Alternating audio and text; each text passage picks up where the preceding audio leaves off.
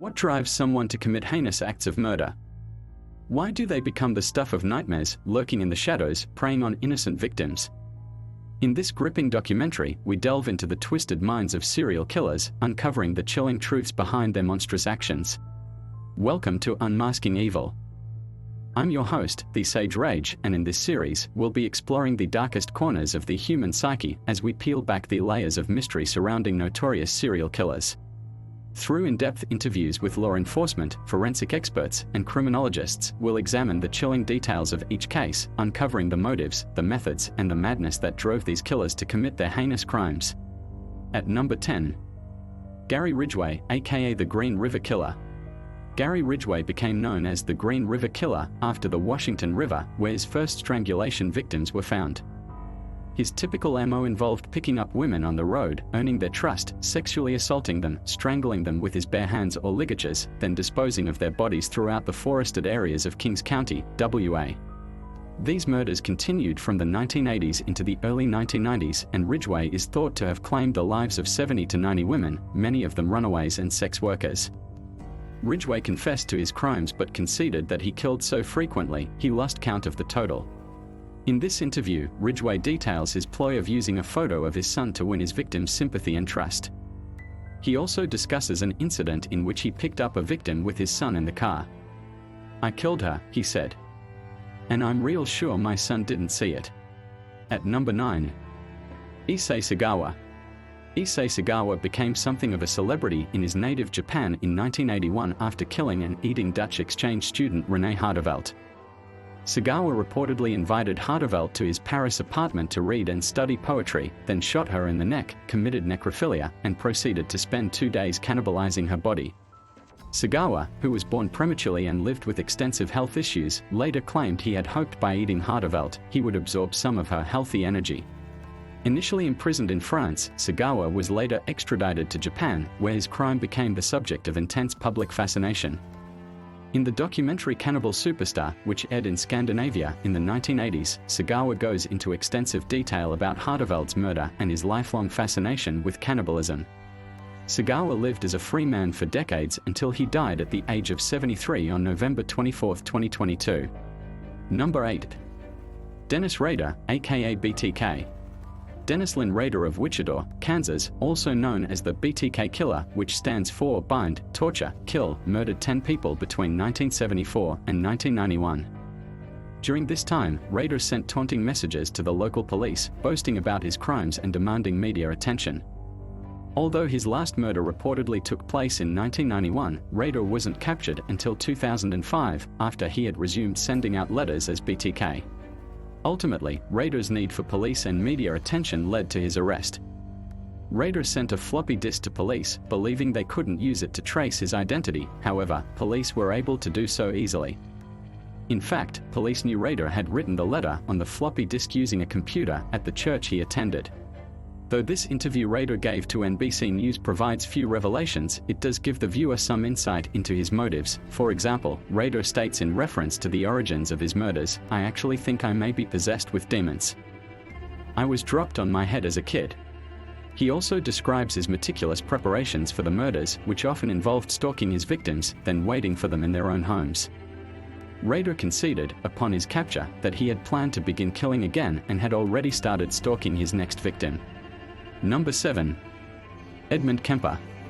Edmund Kemper, known as the Co-Ed Killer, murdered 5 hitchhiking female college students between May 1972 and February 1973. After the killings, Kemper often put the corpses to perverse use, committing necrophilia or posing the bodies for pornographic film shoots. Kemper's first 2 victims were his grandparents, whom he shot to death when he was 15, purportedly to find out what it felt like.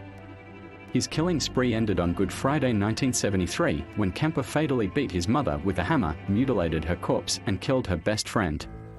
He planned to escape in his car but instead turned himself in after hearing a report about his crimes on the radio. In one of many interviews Kemper gave while in prison, he appears calm and matter-of-fact when discussing his crimes, even the graphic details, including dismembering bodies and talking to a decapitated skull. Kemper ends the interview with these final words, "I am an American, and I killed Americans. I am a human being, and I killed human beings. And I did it in my society." Number 6. David Berkowitz, aka the Son of Sam. From 1976 to 1977, David Berkowitz murdered 6 people. He later claimed he did so while being controlled by Satan, and he eventually dubbed himself the Son of Sam. The name referenced his neighbor, Sam Carr, whose dog Berkowitz believed was possessed by a demon that instructed Berkowitz to kill. Berkowitz was later diagnosed as a paranoid schizophrenic, and some members of law enforcement suspected that other members of the satanic cult Berkowitz belonged to were responsible for the Son of Sam shootings. That said, Berkowitz received 6 life sentences for the murders. In this interview, Berkowitz recounts his past contract with the devil and his satanic rituals, claiming all are entirely behind him.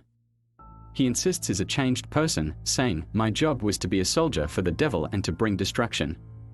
Ultimately that good would become of it, and that would help bring about the apocalypse, the end of the world, so God would establish his kingdom of peace." Berkowitz is still alive today and resides in Sullivan Correctional Facility in Fallsburg, New York. He identifies as a born-again Christian and maintains his own website through a third-party source, as he notes is not allowed access to a computer. In 2006, Berkowitz released a memoir titled Son of Hope, The Prison Journals of David Berkowitz. Berkowitz claimed he received no money from its publication. 5. Ted Bundy. Throughout the 1970s, Ted Bundy murdered at least 20 women and, in some cases, committed necrophilia. Despite his crimes' inhumane nature, Bundy described himself as essentially a normal person who kept a dark secret. Bundy spoke in multiple interviews about being raised in a close-knit Christian household, and friends and family all found him extremely personable. In the aftermath of his capture, Bundy largely blamed his intense obsession with violent pornography as the cause of the crimes he committed. In Bundy's final interview, conducted just one day before his January 24, 1989, execution, he spoke about his pornography addiction with psychologist Dr. James Dobson, a close friend of former President George W. Bush and the founder of the influential Focus on the Family political activism organization. During the discussion, Bundy suggests that pornography can reach out and snatch a kid out of any house today. It snatched me out of my home 30 years ago. Number 4. Richard Ramirez, aka the Night Stalker.